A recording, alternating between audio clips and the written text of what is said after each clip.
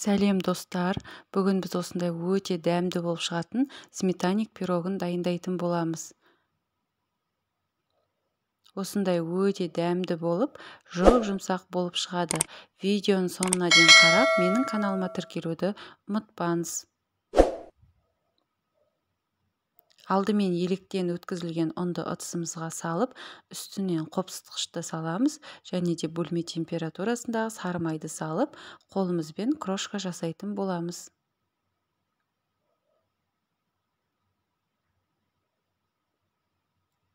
Енді үстінен жұмыртқаны саламыз және де қантты салып, қолымызбен қамыр илейміз. Ұнды міндетті түрде електен өткізу керек.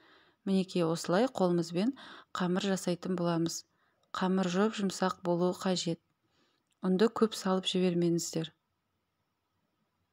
Мінекей осындай жұмсақ қамыр дайын болды. Енді салафанға салып, тоңазытқышқа 20 минутқа салып қоямыз. Оған дейін начинкасын дайындаймыз. Қаймаққа қантты салып, жұмыртқаны салып, үстінен аздап крахмал салып, жақсылап араластырамыз. Қаймақ міндетті түрде 20% болу керек. Мінекей осылай бір келкі болғанша араластырамыз.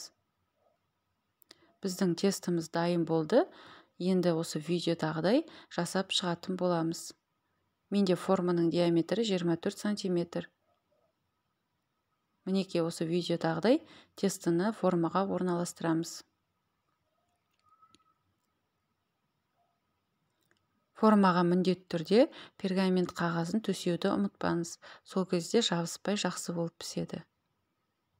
Мінекей осылай бәрін орналастырдық. Енді осындай қасықтың көмегімен жан-жағын бір тегіс етеміз. Ортасына начинкасын құямыз.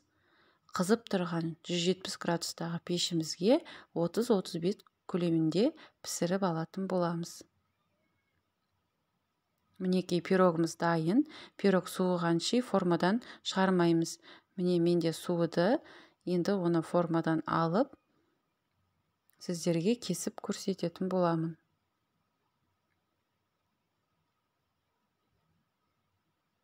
Өте жұмсақ болып шығады, әрі дәмді болып шығады.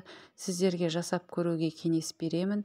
Менің рецептім бойынша жасап, комментарий жазуды ұмытпаңыз.